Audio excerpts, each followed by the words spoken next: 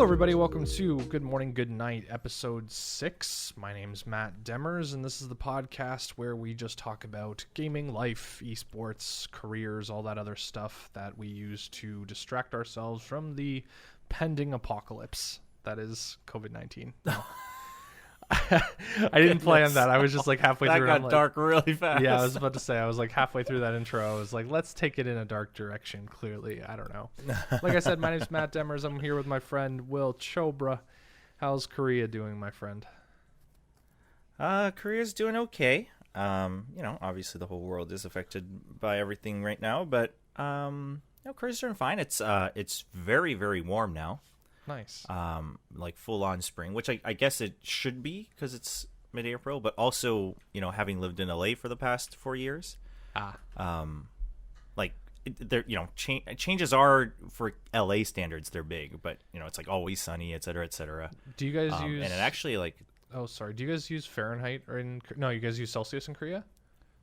Yeah, isn't it only the U.S. that uses Fahrenheit? Yeah, I know, it's silly stuff, but I always feel the need to check with people. But yeah, it's still like 4 degrees. Yeah, it's here Celsius. In yeah, I know. Really? Right? Canada's cold. It's also like 10 o'clock in the morning, so it'll get to like 10 degrees. Today, I guess when I lived in upstate New York, it was pretty similar. Like even in May, like we've had snow in May there too as well, and things like that. But here, yeah, it's like during the day, peak daytime, we've been hitting, I think, close to 20 already, which is definitely a little too warm, I think, even for this time period. But 20 is all the cherry summer. Blossoms are already almost gone and whatnot. 20 is like summer here. 20 is definitely summer weather. But there's a great meme image, and if you want to find it yourself for the podcast listeners, you can go to Google and type Canada fake seasons, I think, and I'm gonna look it up. Yeah, the first thing is a Reddit R Ontario post where it's Canada's 11 seasons, and it's winter, Fool's Spring. So I think we're still in Fool's Spring. Second winter, okay. Then the Spring of Deception, which is that 1 week where it's super hot, and then you put away all your stuff. And then third winter, I think we're still kind of in third winter. Then it's mud season. And then actual spring, summer, false fall, second summer, which is usually only lasts 1 week, and then actual fall. And then it what's it called? It repeats. And then the first comment, it says Toronto only has 2 seasons, winter and construction, which makes sense. Oh, man. Upstate New York's like that too. It's so weird. Yeah. But I don't know. Lately, I think the quarantine is getting to a lot of people where we're all getting very antsy and anxious and stuff like that. And my parents are definitely in baking mode, which I think is how they cope with boredom, is they just bake. And so they're firmly in that space right now where they dead dropped a bunch of pretzels and cookies and a banana bread, a cornbread loaf, a bunch of that stuff, tea biscuits, whatever. And I'm just okay, I guess I'll accept this and pig out and gain a bunch of weight. But yeah, thanks, I guess. It's kind of silly. It's interesting to me that baking seems to be such a popular choice for a lot of people, even people who hadn't tried it much before. Obviously, people who have had it as a hobby, it's easy to go to, but I've seen enough about that to the point where I don't know if you follow this account or if you've seen it floating around. There's a Twitter account called, I think, Thoughts of Dog. Oh yeah. And it's someone basically, for those who don't know, it's someone tweeting out in broken sentences as if a dog's thought, and it's usually around stereotypes about dogs going to the park and things like that. And that one was it said something about me and my stuffed friend, basically his toy, had a meeting, and we need to tell whoever that we definitely have enough bread in the house. I was like, damn, I guess it's really going around. Well, I think baking is one of those things that you buy a thing of flour, and you can't buy just enough flour for. Okay. Yeah, that's fair. You can't buy just enough flour for the one loaf that you want to make when you buy it.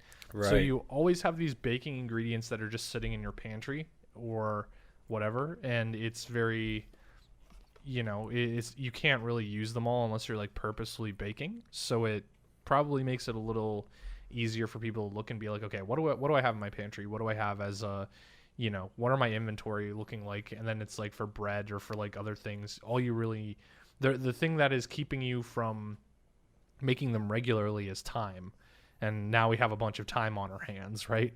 So probably people are going through their stocks and being like, okay, Gotcha. not necessarily that's going to go bad, because as far as I know, like that stuff doesn't go bad very easy. But at the same time, it's just like, okay, well, if I There's need to something kill to do, time yeah. somehow, that's the thing is like, I know that it's weird to say and maybe just like a sign that I've been in my own bubble too long. But when people are expressing boredom or expressing that they're like going nuts, I'm just like, you have the internet, like you have like an endless amount of content and an endless amount of things to do. It's not like if it was a quarantine with no power, then I would understand people going Well, insane.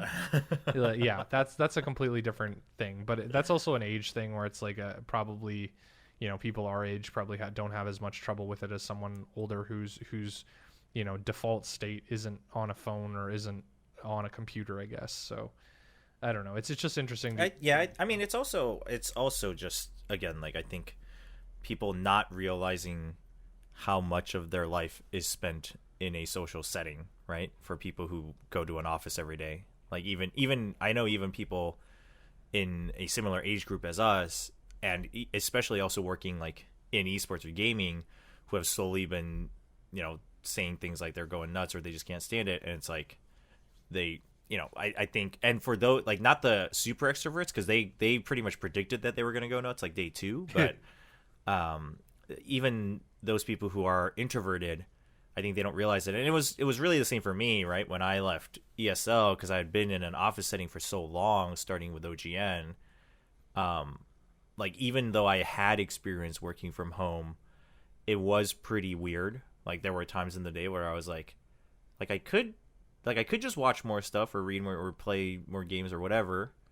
But it doesn't the day feel kind of right. feels long. But it doesn't feel right. Like the day kind of feels long. Yeah, it's just a little weird. So I assume for a lot, and I think also for people like us who have experience working from home, or especially in like a digital industry, we forget that there's a massive majority of the world that goes to an office 9 to 5 every day. Yeah, definitely. That's just like I don't know. I think it's for all the people that talk about like binging or like binging Netflix and that kind of stuff. It's kind of one of those things as well, where you're just like, okay, like you wanted it, now you really get to experience it, I guess. But speaking of that, I've been seeing a lot of tweets from your end, sir, about one game that you might be binging a little bit as well. And I wanted to, before we transition into that, I'm proud of that transition, by the way. That was good. Before we transition into that, I wanted to be like, okay, can we talk about games, or can we talk about like newer games anyway, in a way that doesn't spoil them? I don't know if that's possible, because it's. I think you can. Well, it depends on what part of the game you talk about, right? Yes, if you're talking about, because I think you can.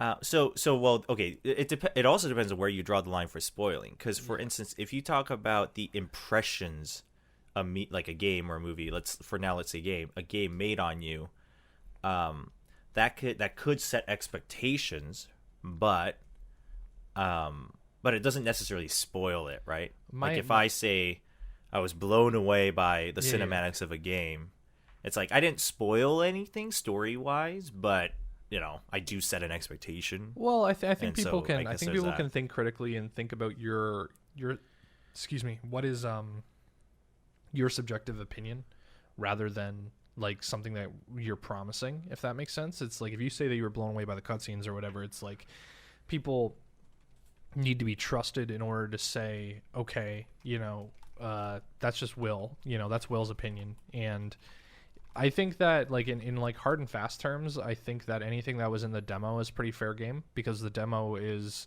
publicly available to anyone with a PS4, and that kind of is a good, well, I don't know, maybe that's even pushing it a little bit too much, but at the same time, it's like I just think of what is going to be hidden behind or gated behind a purchase? Like, what is going to be something that a person is not going to be able to experience without buying into the game? And like, I'm thinking about, okay, well, they can like watch YouTube playthroughs if they really wanted to, but at the same time, it's like you want to give people the chance to go into something blind. And I don't know, it's like the demo itself is like, it's more of just an explanation about like all the different mechanics rather than like a really big story thing anyway. And it's like, I don't know, it's interesting. It's like all the articles and stuff coming out right now, it's like, is the nature of the game's story itself like a spoiler because of everyone thought it was a remake, now it's a reboot? Like it's just like the wording has changed, and that affects your expectations going into it. And it's like, did the artist itself, when they were deciding did they intend for that? Did they is that a thing where you just I don't know, like, is that something they were purposely obtuse let's about? Actually, and we could just talk about that alone, but I want to stick on that point a little bit, because you said something along the lines of it was called a remake, but it feels, now people are saying it feels like a reboot. Yeah. But okay, what is your personal expectation when someone says something is a remake? Let's stick to the game universe. Yeah, exactly. Let's stick to the nomenclature. I think that a remake is a updating for modern platforms. It can, but doesn't necessarily need to include a visual update. In most cases, actually, you're right. Or sorry, now that I think about it, because I think there's a remaster. Well, there's ports also. It's like a port. Well, okay, yeah. There's also so ports. If we want to get really semantic about it, I'm thinking about Chrono Trigger. Chrono Trigger is a good base way to think about this. Chrono Trigger comes out for the Super Nintendo. That's fine. It comes out for the PlayStation 1 and adds anime cutscenes that the Super Nintendo didn't have. Did it? Yes, it had the animated cutscenes that I gotta look those up. The SNES didn't have. So I don't know what the wording. I would say that's not a remake, because it's not made. Okay. Let me think about this. So that's just like an updating. That's almost like a port. That's a port with enhanced features, if that makes sense. So because they're adding like a definitive edition or whatever.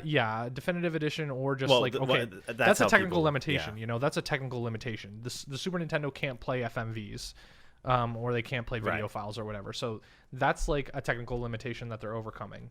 Fine, whatever.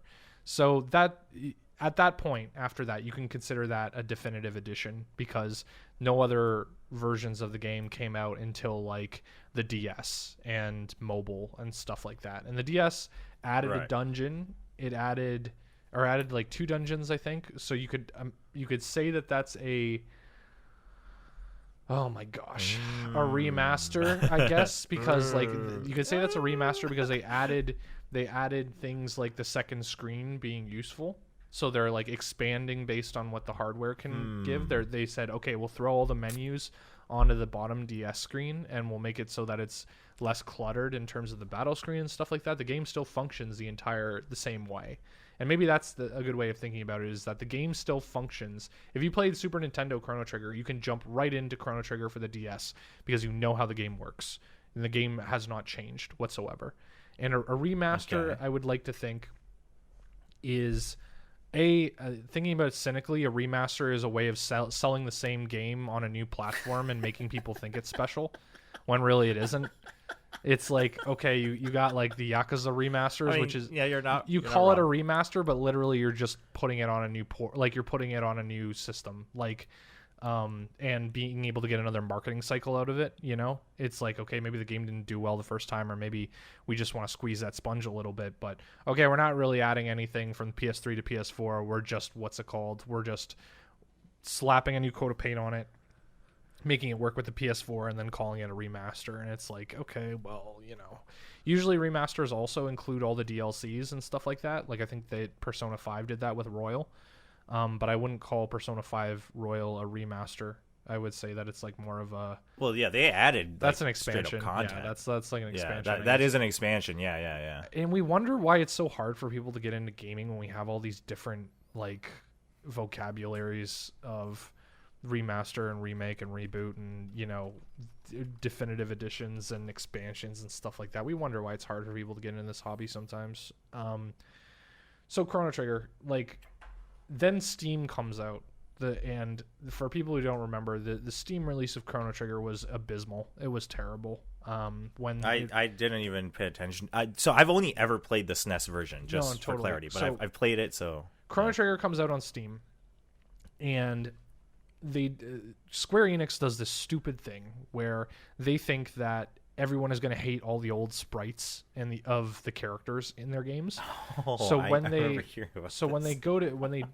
ported a lot of Final Fantasy games from like the Nintendo, Super Nintendo era to mobile, they replaced the sprites, and the biggest egregious one is Final Fantasy VI, which is, out of that era, you've got people really liking four, but 6 is the one that everyone kind of that I hear the most about. Let's keep it subjective like that. So they basically replaced it with these abysmal sprites. They're terrible, and they lose all the character of them. The pixels, being able to see the pixels in some case, makes you appreciate the effort that they put into making that pixel art. So they did the exact same thing with Chrono Trigger. Not in the sense that they replaced entire sprites, but they put a filter over it that blends together pixels. And if anyone's familiar with emulators or playing games on emulators, you'll know that you can kind of either tell the emulator, okay, I want to blend all these pixels together and make it kind of look modern, and it usually ends up looking smudgy and blurry, and like not blurry, but like it's like liquid paint, that paint that hasn't dried yet. It doesn't look like sharp. It's just very smooth. So it looked like crap. It looked really bad. And then after so many patches, they made it actually look like what we wanted, which was, I want the pixel art of Chrono Trigger, but I want it to be able to play on a 16:9, and I want all those quality of life things. I don't want, like, they also did terrible things with the menus where it just looked like they opened Photoshop, put a text layer on top of it, didn't put any thought into the actual like font and how it like played with the rest of the menus. It looked really bad. So we just wanted something that like looked like it was a port, that was saying, okay, this is the definitive edition, as all the content that we added on the DS version and mobile. That's the worst also, is when they add things on mobile or like a DS version, and then they come out with like a real like Steam version, and it doesn't have that like extra stuff, and you're like, oh, I have to choose. Like Persona 3 was a game that was really hard to kind of acquire and get into on the PS2. Comes out on the PSP and adds an entire post game and that kind of stuff, they added another version that has an entire female protagonist that's a completely different story and different relationships with different characters, but omitted some of the stuff that was in the PSP release. So you have to basically you have a table, and you're like, okay, what do I want to play? Do I want to play the post game? Do I want to have full control over my party members? Because that's like different between versions, and it's like, God, just build on itself. So getting back to our original thing, I'm sorry, I'm rambling, but the idea is that with a remake, with a reboot, I expect to have a completely different experience from minute one. With a reboot? Yes. Not a remake. I'm conflating the two. I'm combining the two. So, and that's not right. So with a remake, let's just kick the word reboot out the window, because that's not what we need at the moment. With a remake, I expect a different experience from minute one.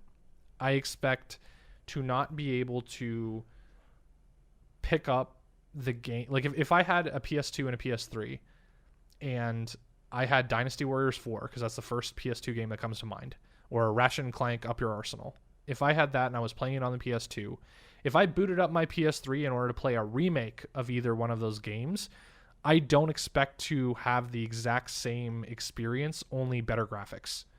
With a remake, I expect them to take the story and take the mechanics and take, items and bosses and locations and stuff. I expect them to have them written on a whiteboard or whatever, and then build a new game using those things rather than just make it look prettier, if that makes sense. I'm a little confused on your difference between remaster and remake.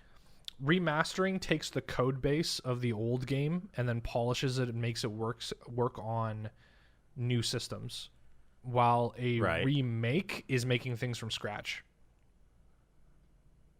Okay, but then so if the story changes at all, like even smaller, let's say like side characters, is that a remake or a reboot for you? I would say remake, because reboot, I think where we cross the line between... So if the beginning and the ending is the same, it's still a remake? Yes. As long as I think. like strong like opening of the story and then the like conclusion at the end of the day stays the same. Yeah, that's a good way of thinking about it. But if like say like side quests were changed, or the mechanic for a quest was changed, or maybe the story a little bit alters in the middle, but it eventually reaches the same like overarching arc, then personally you would consider that a remake. Yeah, I think so. I think it's so weird debating semantics about this kind of stuff, because it's like, I would think, okay, like say a side quest, you have to go to another village, pick up something, bring it back. So say like the PS2 version of a game, that's all they could really do. But the PS3 version of the game, a remake, they add other elements to it, where instead of just talking to a person, getting a parcel, coming back, it's you talk to a person, you get into a fight, you do some social elements or something like that, you have a conversation, but you still end up at the same place where you're just bringing the parcel back to where you started. That feels like a remake rather than a reboot, and I think I think it's a self-awareness thing. I think if you're going into a game and you sorry, lost my train of thought. If you're going into a game with a certain amount of expectations, and I think this segues back into Final Fantasy, is that most of the people playing Final Fantasy VII have played Final Fantasy VII for the PS1, or have played the original version of Final Fantasy VII. So going into the FF7R, I almost called it remake, even though we're arguing that it isn't a remake.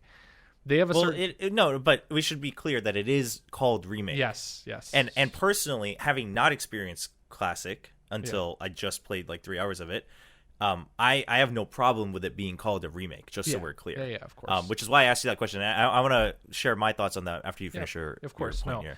I think the idea is that when they developed this remake, when they developed remake, and they made the changes that they did, they had the idea that people were coming into it having nostalgia and having an expectation for the old game, and whether they are subverting those expectations, and I hate using that phrase because it's almost like a meme at this point after Last Jedi, where everyone's like, oh yeah, it's just subverting expectations. I think that's what puts it into reboot territory, is when the new version is meant to supplement and change the old version, or not change it in the sense of changing the canon, but more of change it in the sense of it's adding new things, it's adding new context, it's not meant to be a replacement. I don't know. That's where it kind of gets into semantic territory. Well, so the reason I asked that question is, to me, and just so we're clear, I haven't, to be honest, I don't think I've experienced too many ones that would that marketed itself as a remake. So maybe I'm also affected by that. But when I hear the word remake, I do not expect myself to be able to converse with people who have only played the original game. Right? I expect we can talk about like the points, but I expect we will have differences. I expect we will have different impressions for sure. And then also possibly different points. I do expect the very beginning and the very end to be at least remotely similar. But like for instance, I expect the overall arc to be remotely similar, but I don't expect much. Like, I wouldn't be surprised if a lot of the stuff in the middle wasn't similar. in terms of like whether it's like character personalities or, well, especially game mechanics, etc., right? Like, so if I hear the word remake, I 100% usually would expect mechanics to be changed, hopefully usually for the better, or at least what's the new trend, so to speak. And then even story wise, because to me a reboot means like literally it's just, hey, we like kept the universe, Yeah. right? We kept the IP and the names, but like it might even be different from minute one. You know what I mean? So, like maybe like you said in the example of Persona, like if I played a game where now I was controlling a different character and experiencing their story, but then it changes, like that's a reboot because it's just everything's different, right? The only thing that's the same is like names and world. But to me, a remake can be different because it's a remake. Yeah. It's not a remaster or a port. So to me, given my experiences of ports and remasters, and then perhaps maybe my limited experience of remakes, that is my I guess impression of it. So again, coming from a point of view who has never played Final Fantasy VII, this debate that a lot of people seem to be having online seems a little silly until, and I'll give this disclaimer, if we see the later installments of the remake and it like literally rewrites everything, right? If like everything changes, then I will totally side with the people that maybe it should have just been called a reboot. Like I'm okay with that at that point, but like we're not there yet. Yeah. So we've still got another couple parts to go, apparently. Right. So I think it's just a little unnecessary to argue remake versus reboot. Like someone in my chat right now is saying like the clear distinction is better. It's better to make the clear distinction between remasters and remakes, which I 100% agree with, right? Because remasters shouldn't change anything. Usually it's just like you said, like technical upgrades, maybe to fit like newer systems and graphics, obviously, things like that. Whereas remake means like content can be changed, but just not hopefully to a crazy amount where it feels like, oh, it's like just the protagonist's name that's the same or whatever other factors. I think that like a lot of my thoughts about these kind of discussions are coming from movies where like I watch a channel called Red Letter Media, and they have the conversations about reboots and remakes and stuff very, very often. And they also talk about like, I think a good distinction to make, and what I'd like to go kind of summarize my thoughts a little bit better about it, is that I think a reboot is meant to become the new normal. I think the reboot is meant to not replace the old games, but to have a new status quo moving forward. I think about the Ghostbusters remake. You know, the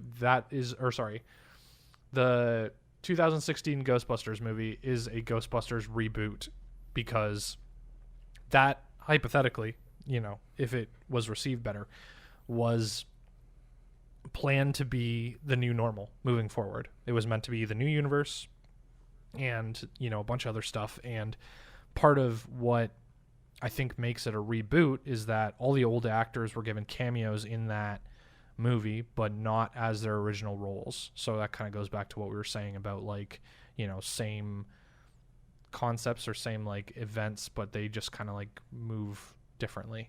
It's like with Star Wars. It's like the new Star Wars trilogy is what you would consider a soft reboot, where they haven't thrown out all the old canon and all the old characters are still there, but the story is not about them now. The story is about the new cast of characters, the new protagonists. The old ones are there for name brand recognition and to give people, like older fans, something to latch on to. And one of the points that they bring up about remakes and reboots and new series and stuff like that is that people want to know that the old version that they grew up with or they're nostalgic with or they really enjoyed, they want to know that those adventures still matter. They want to know that those experiences still matter.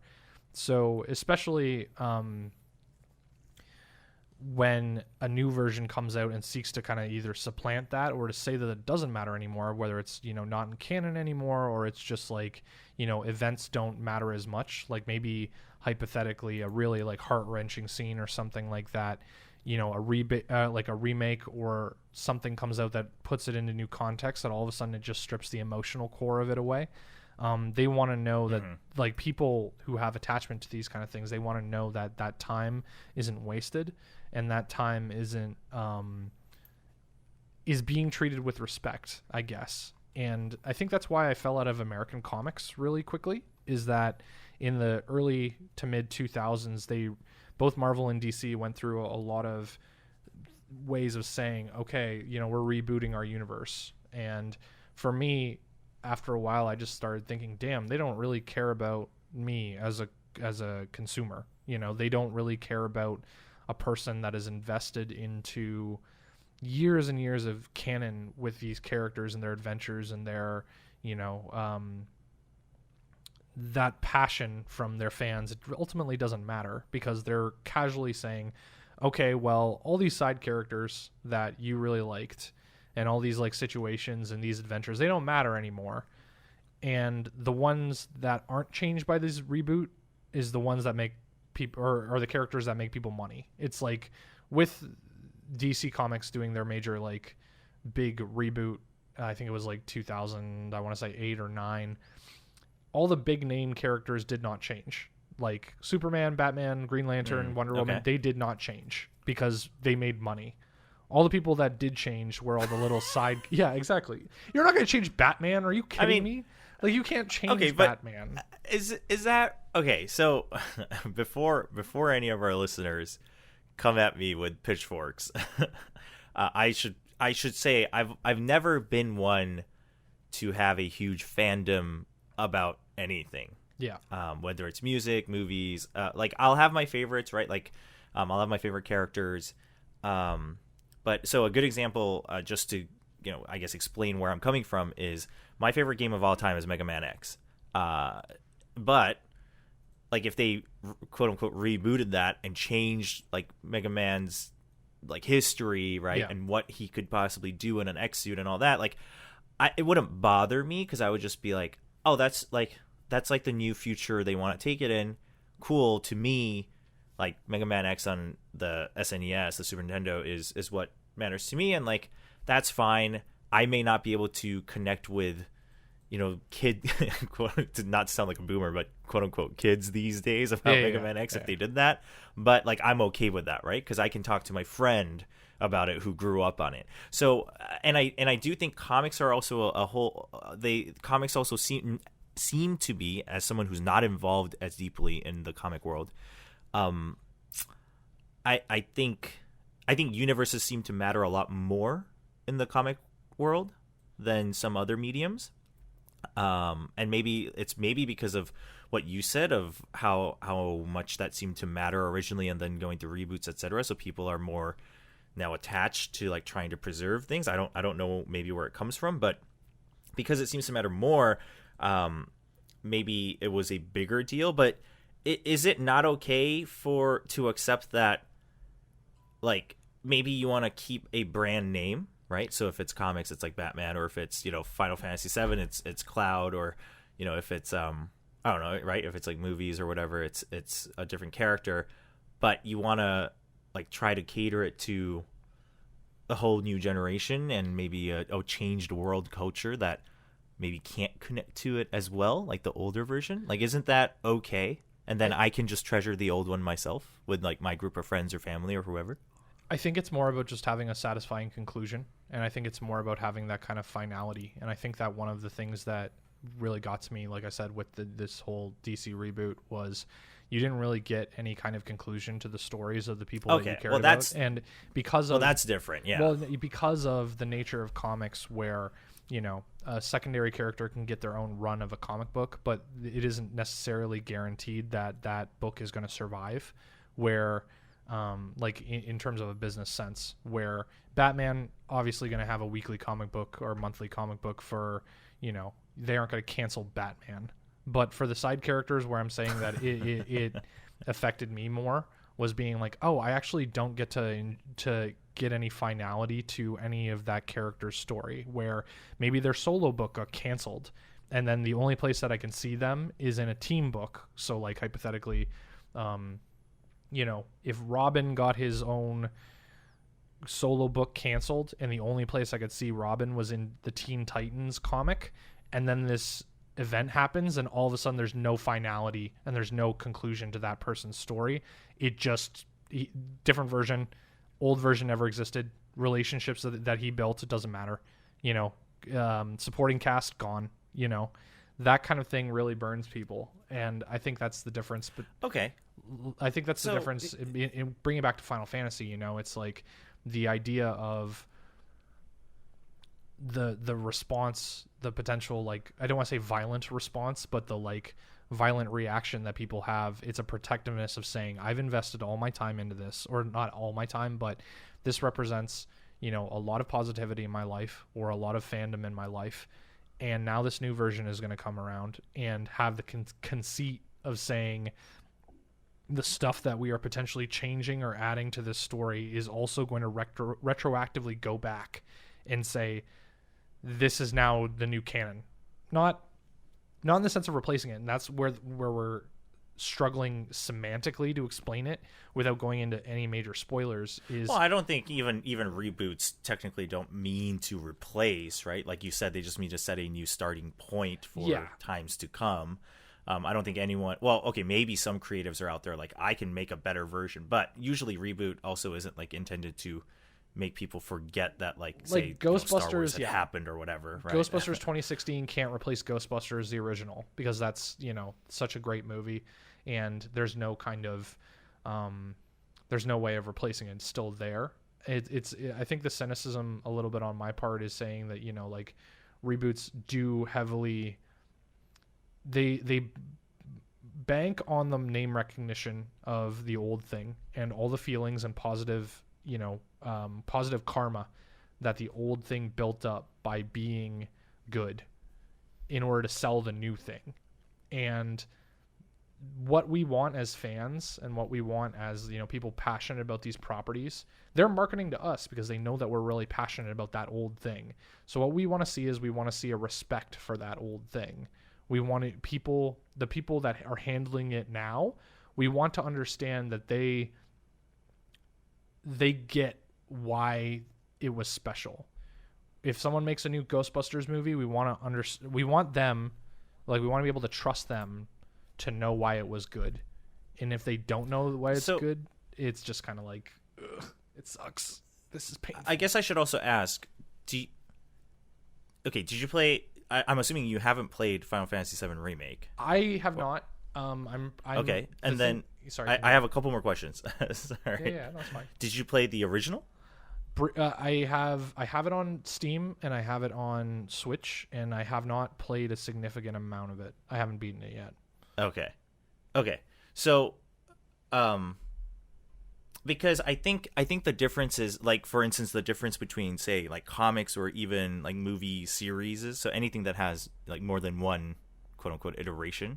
Yeah. Right. Is that, like you said, I totally get that. Right. I totally get the, like, even as someone who doesn't really build up much fandom for anything, I totally understand the, hey, you like built up this universe and you were building these characters, and then like half of them now don't exist. Quote, like kind of just disappear. Yeah. That's weird. I totally get that. But then for single instance things though, right? It has a beginning and an end. And then especially in the case of like Final Fantasy in general, there's usually, especially in the recent iterations, there hasn't been a inference that this is a sequel, right? They all just share the same universe IP. Yeah. And they move from there. And then especially it sounds like, as someone who, again, so just in case some hardcore Final Fantasy fans come at me, as someone who hasn't experienced it, it sounds like Final Fantasy VII actually did get the respect it garnered by demanding and coming to fruition in forms of sequels, movies, prequels, etc. Yeah. I think that like a lot of people really liked Advent Children, and I think that's one of those things.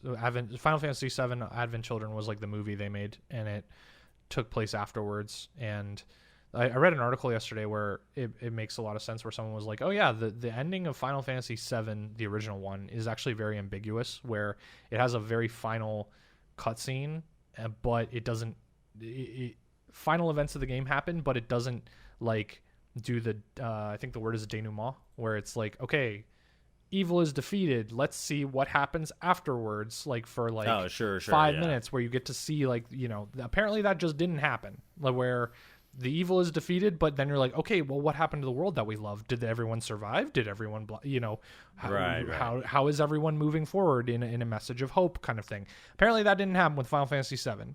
So that's one of the kind of ambiguous things where, but so Final Fantasy VII Advent Children comes out. That's a movie. And then there was, I think, a game that was also past that storyline wise, with Vincent Valentine, who's a character in 7 that I don't think is in the remake because it's not at that point of the game yet.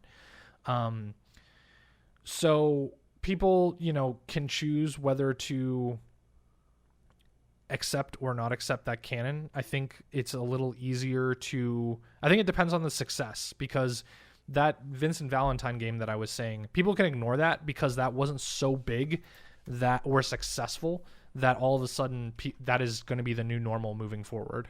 I think a good way of bringing this back around is Star Trek, where I also haven't watched no, I know, Star Trek, totally. just so you know, so I won't have anything to add. It's fine. So people who have watched the original series of Star Trek, the Star Trek Next Generation, Star Trek Deep Space Nine, they have a certain expectation of how Star Trek is handled. They want it to be very science focused. They want it to have a very, focus on diplomacy and talking and like character development and that kind of stuff. And with new series like Star Trek Discovery and Star Trek Picard and the J.J. Abrams Star Trek movies, they've leaned a little bit. Oh, I did see one of those, by the way. They've leaned very heavily into like action, and they very much, it doesn't feel like old Star Trek. And because those things are so successful, or they were successful at the time, you're just like, oh crap, this is going to be the new normal, isn't it? And I think that's the feeling that, you know, this game wants to avoid, and other kind of reboots kind of want to avoid, where it's like, if you really liked the original Final Fantasy VII and then you finished remake and you're like, oh shit, this is going to be how the series is handled, I know I'm not going to like it, and now I have to see this like puppet of this thing that I really like paraded in a way that I don't like. I think part of it, I don't want to call it a blind spot, but like what you're talking about in terms of like you don't have something that you're like super incredibly passionate about. So that's a weird way of putting it, but like a media kind of property that you're not like super obsessive about. I think that's where it kind of crosses the line, but it's an important distinction to make, where for a lot of people, media has replaced religion in a very weird way, where liking something and being super involved in the fandom and being super involved with like everything that comes with it is a replacement for religion, in the sense that, you know, that if you're a super big Final Fantasy VII fan and someone else calls themselves a big Final Fantasy VII fan, you have commonality. You have something that you can basically say, okay, well, I know we have the same tastes. I know we have the same kind of values. I know we have the same kind of interests. And in a weird roundabout way, you know, that's kind of replaced religion a little bit, in the sense of, you know, you could go to church and you could say... But you can still do that.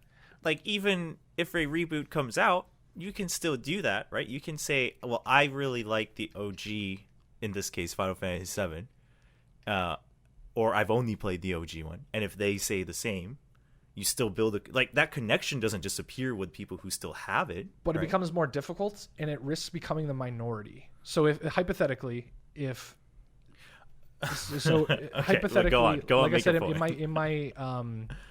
going back to my comics analogy, or going back using this, is what happens if it's different in this situation, because the remake and classic are meant to interface with each other, and that's kind of the point where we've been taking a long road to getting to is that they're not meant to replace each other. They're meant to inform on each other, so to speak. But in my comics analogy, it's like, what if the comics, what if the new comics universe that DC has created, I do want to avoid the comics one just because that's such a different situation. Where no, let's see where I'm going with it. Entire, see where I'm going with it. Because it doesn't end though. Comics don't end though. Or sometimes they do, but in your scenario, no, they didn't I get what you end mean. yet. I promise what I'm about to say is taking that into account.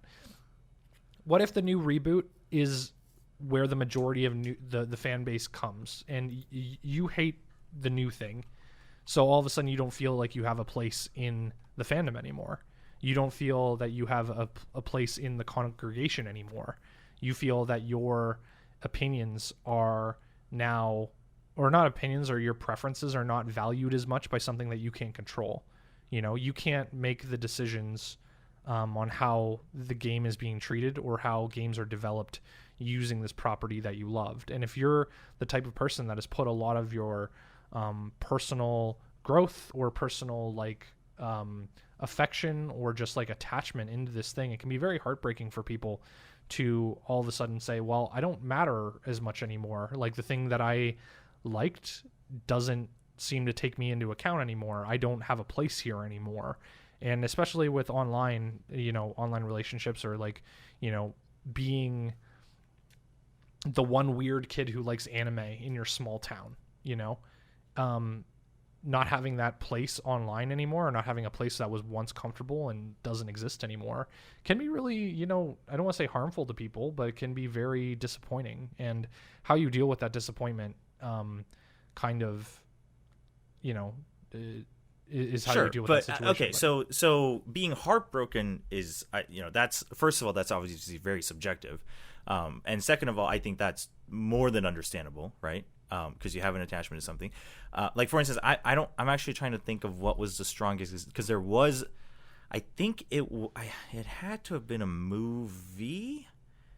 Maybe it was a game, but there was one where I was like, I will always stand by the original being better, even if it's my nostalgia talking, and I can't remember what it was.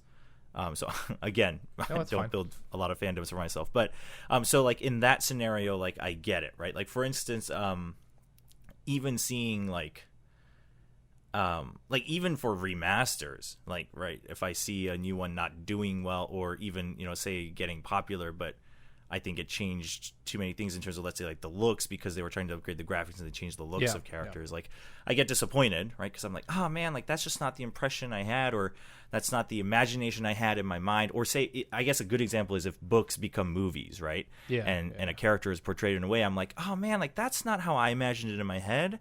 So that kind of sucks. So the whole being, if you're that much more invested, being heartbroken, I think is totally more than understandable, and quite frankly not anything anyone can say anything about, because it's subjective. But therefore being like, this shouldn't be called a right, like I think that's where I kind of have a debate, not a problem, because at the end of the day, like I'll live with my opinion and others will live with theirs, but a debate is I guess also, since a lot of my job and yours too as well is creative based, right? We make things, or we have in the past in our jobs and positions. I feel that also, if you get too strict with the reaction to it towards the makers, right, not just your own emotional reaction to it, and within your own community, it limits so many possibilities. And I'm not saying all remakes or reboots are good. Quite frankly, most of them are more on the negative side, right? Just because it's very hard to overcome nostalgia and imagination. But like I think, okay, I think if let's say for any reboot, if it got to a point where, like you said, you're like the only one left, that's pretty devastating. But at the same time, it doesn't mean you're, first of all, it doesn't mean you're wrong, not at all, right? It doesn't mean your opinions and emotions about said subject or game, let's just say game for our discussion's sake, it by no means it's wrong, right? So definitely shouldn't think that. But also, it maybe does reflect that maybe the society has changed, right? That this new form is able to garner that much more attention. And sometimes maybe it's just because there's hype around it, like you said, right? Maybe it just, people, we act like sheep and we gather towards whatever seems to be more popular, and that can happen. But also then those people, like the people who moved just because it had more hype, were never going to be the ones who took it to the grave anyway, right? Because they obviously got moved. I think that there's a general cultural anxiety around this kind of thing, though, where we've seen so many bad adaptations or bad remakes that when it finally comes around to the thing that we actually care about, that's when we all start worrying. We all start thinking, oh God, is this going to be terrible? And I think a lot of people had that feeling about 7, where they were like, are they going to make it a bad action game? Is it still going to be an RPG? Are they still going to have this scene that is may not be as politically correct about, that is sure. So sorry, continue. Let's, without talking about spoilers, right? So I won't name any specifics. But there was a cutscene in the remake that is introduced like really early, like super super early, and is absolutely non-existent in the beginning several hours as far as I've played of the classic, right? It just doesn't exist. And someone was telling me that they were disappointed that happened because now the payout doesn't seem like it will be as big for the new players, right? Because you've been teased something through this cutscene. But I argued that actually, as a new player, right? So you can't tell me that I don't understand, because as a new player, in the way I have been treated to media today and games and how I treat my time, etc., that teaser is actually what kept, like, it's actually one of the things that kept me going, because I knew it was supposed to happen at some point, like it's one of those famous beats, and then so being given it early was something where I was like, damn, yes, I knew this was supposed to be a part of the game, and now I really need to know. And while it happened in like hour 2 or whatever, it kept me through to hour 50. So sorry, I lost track of, like, so you're saying that there was a scene that wasn't present in the classic version that was... Well, I don't know if it's not present at all, but it's not present like within that time frame. Sorry, so where is it not present? The remake or the classic version? In the classic. It's okay. Not present in the same like time frame of the remake as it is in the classic. So in the classic, you don't see it. Either you don't see it at all, or you don't see it till much later. Or you haven't but seen because it yet. Yeah, but because it teases something that happens in the future, okay. It does matter where it's shown, for sure. But so my argument was, well, back in the day, first of all, obviously we were treated to less medium. Our expectations of games is obviously much lower, right? Like, didn't have voice act. You just had less medium to work with in terms of like character and story development because of things like voice acting and, like you said, cutscenes and things like that. And 2, no one knew what the story was back then. Yeah. Right? So those things combined, there not being a blatant tease was okay. Because you already bought into it. You were like, I don't know anything about this world, so the only way to find out is to play it. But coming in to remake, even though, in fact, people who watched me play were surprised at how little I know of the game because it's been out for 23 years. But even with that, like, I knew the base characters and their names. Yeah, exactly. I knew who the bad guy was in terms of name, right? And so because I have that expectation, and also I've been now treated to different tropes in media presentation, right? Like, foreshadowing has changed in terms of how it's done and what is considered good foreshadowing over the years. Things like that.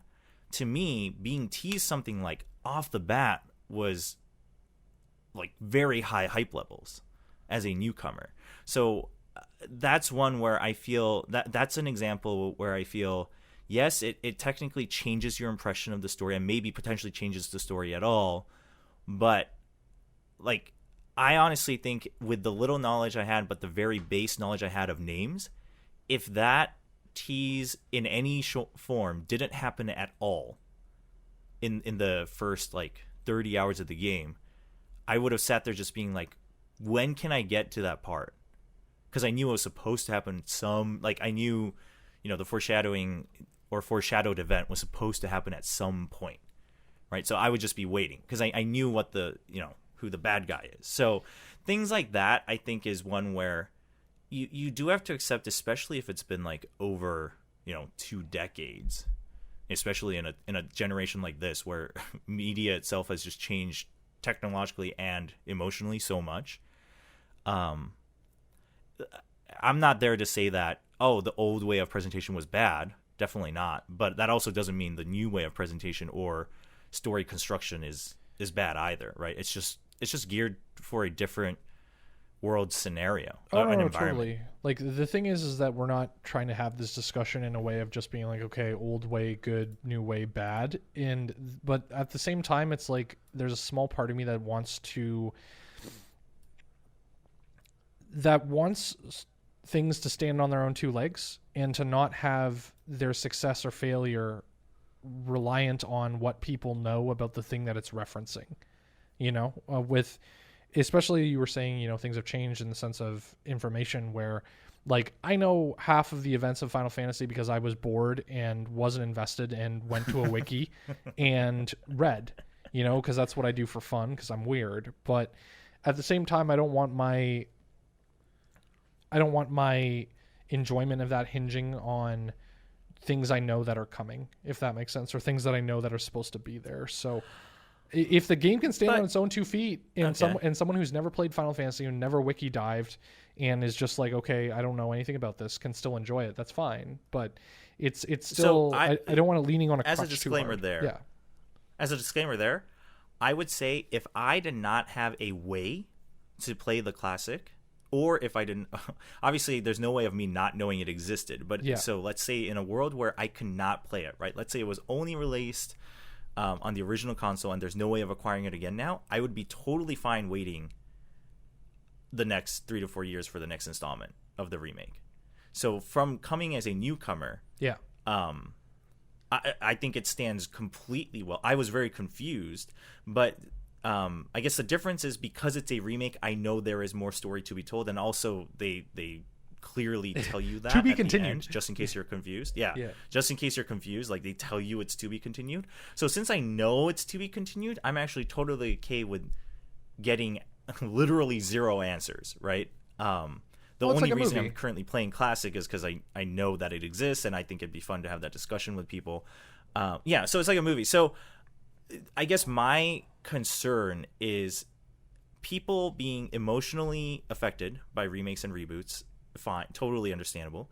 People being concerned, totally understand. I was concerned for Final Fantasy VII Remake as someone who didn't play the classic, just because I knew what it meant to people. Like you said, I think the general expectation is it's going to be bad, so I totally get that. But then if newcomers, right, or a new generation, or even oldcomers, like, are converted over to the new one, saying that, like, that's bad is, I think, where I draw the line, right? It's fine if the original meant more to you, and it's fine if you think that therefore did better. Because no one can prove that, because we don't know how much nostalgia actually matters in that formula. And quite frankly, let's say even if it's like 90% of your reason, that's totally fine. Because as someone who likes Mega Man X, as in it will always be number 1 in my top games list, I quite frankly think Mega Man X3 was a better game, but I will hold Mega Man X as number 1 just because of nostalgia. So with that said, I think everything I understand except for the, like, fear, or not the fear I guess I understand, but therefore the reaction being that the migration is bad towards, like, a new canon or a new fandom.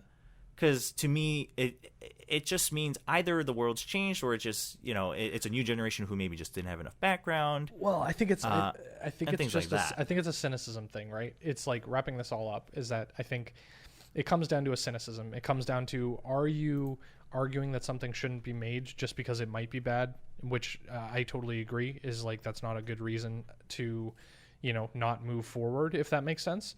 I think it being a lot more visible and a lot more obvious when companies are just looking to bank on things that people know.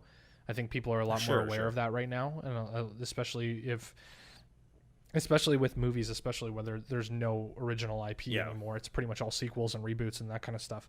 I think that you can't really fault people for having that cynicism, and I know that you're not trying to. But at the same time, it's like you can't be so... It depends on what stage of disappointment you're at, you know? If you're just completely burned out and completely like cynical about anything coming out and not even giving anything a chance, then yes, okay, that's kind of your own fault for wanting to sit in your own sadness and disappointment and anger and that kind of stuff, and I can't really help you, you know? How I got over my comic book bullshit was saying it taught me a lot about being detached enough from anything that if it started to disappoint me, I could just drop it at a moment's notice, where I kept myself now from being so attached to something that if it... I realized I wasn't in control of it, you know, with a large corporation, especially with the Disneys of the world, whatever. You don't have control over that property. You cannot make any decision or influence because there's so many other people that are going to spend money regardless, and your loss of money is not going to affect things. So how you maintain your control about that kind of thing is to be able to say, I'm going to have enough self-respect to just leave and not spend money and not feel like I'm obligated to, and not feel that my entire social circle is going to vanish if I decide to leave this fandom. And perhaps that's an entire other podcast discussion, but the idea of how online communities and how they formulate and how they affect people's psychology and self-worth and all that stuff, that's something I'm so fascinated with. And that's partially why I've made that jump from journalism and writing to community and social and marketing and that kind of stuff, because I love being able to capture that authentic feeling. And I think that's what people want most. People just want to be able to say, this feels authentic, this feels amazing to me. It doesn't feel pandering or insulting my intelligence. And maybe that's just what people want at the end of the day. They just like, they're looking for how the original made them feel, and they want that same feeling of positivity without the cynicism attached to it. And, you know, at the end of the day, whether they get that or not, it's a crapshoot at this point. Well, yeah. I mean, at the end of the day, it's a subjective matter. So, yeah. Where can people find you on the internet, Will? I'm presuming you're going to be playing Final Fantasy VII Classic on stream at some point. Yeah. So, you can find me on Twitch, Twitter, Instagram, all Will Chobra. So WILLCHOBRA. For streaming, yeah, I will be playing the classic. I think I'm so for a long time I've actually wanted to play through like all the, I guess the best way to put it is all the 3D Final Fantasies. Yeah. Just because I didn't grow up with a PlayStation, so playing the remake and being completely hyped up on it and becoming a fanboy within one game has given me enough reason to now try to go through that. So obviously not like marathoning it, but already started classic, so you can catch my reactions there if you're interested in someone who has never played them and how they view it. It will be a fun discussion. We've already had quite a few, and then also keeping up with especially a bunch of different esports titles, but especially Riot's upcoming FPS game Valorant. That'll happen as we go as well. Cool. I am pretty much still playing Animal Crossing daily, manipulating the stock market and trying to continue to increase my capitalism over a small island nation. But otherwise, I'm pretty much just going to be doing a lot of work and chill hop stuff this week. We're hopefully trying to spin up a lot of musicians on Twitch and all that kind of stuff, and that's like a completely new area for me. Like, gaming is one thing, but you know, people who are performing music or musicians rather than gamers is just like a completely new experience, and it's been fun. So that's pretty much what I'm working on. You can find me on, like you said, most platforms as Matt Demers, MattDemers. Instagram, Twitter, Twitch. I'm going to be trying something new with TikTok. I know we talked about that before, but a friend of mine was like, you should do tea stuff on TikTok, because I'm really into like loose leaf tea. That's a hobby of mine, and I'm just like, no, well, why do it there? But then someone pointed out, or someone posted something where I was like, damn, their in-camera editor, their in-app editor for video It's very good. Is very good. And I messed around with it a little yesterday, good. And I was like, okay, this is worth messing around with just to see what the possibilities are. Because like I said, my job's in marketing. It's like I can't afford to just be ignorant about a platform that, you know, we may want to expand on one day. So that's also Matt Demers. I just secured my username anyway on it, so I doubt anything's going to happen, but just in case. You can find all our episodes on gmncast.com. We are on pretty much all the major podcast network stuff right now in terms of apps and whatever. I also want to pimp the subreddit. It's our GMNcast on Reddit. I post a thread for every episode there once it goes up, mostly just for people to comment on and whatever. We haven't really seen any, you know, commenters, upvoters, but if you're listening to this and want to drop us a line or anything like that, you can do that there, or gmncastmail@gmail.com. But yeah, thanks for a good episode, Will. This was really nice to talk about. Yeah, it was fun. I'm glad we had some differing opinions. It was fun to hear. Oh yeah, I mean, like that's why these podcasts are successful. Is that like podcasts that you can't disagree on and expect to maintain the relationship don't last very long. Let's put it that way. And it's like, I don't think either of us said anything particularly offensive or anything particularly like, you know, divisive, but at the end of the day, all of us just want like stuff that respects us as people, or like, you know, content made for us that respects us as people. And, you know, I think that's a good place to start with anyway. Cool. Yeah. This was fun. This was fun. We'll see you next week. Thanks for listening. And yeah, have a good night, Will. Have a good morning. Perfect. We nailed it this time. Have a good one. There you go. Bye. I was wondering how you were gonna ruin it. Bye for now, guys. You did well.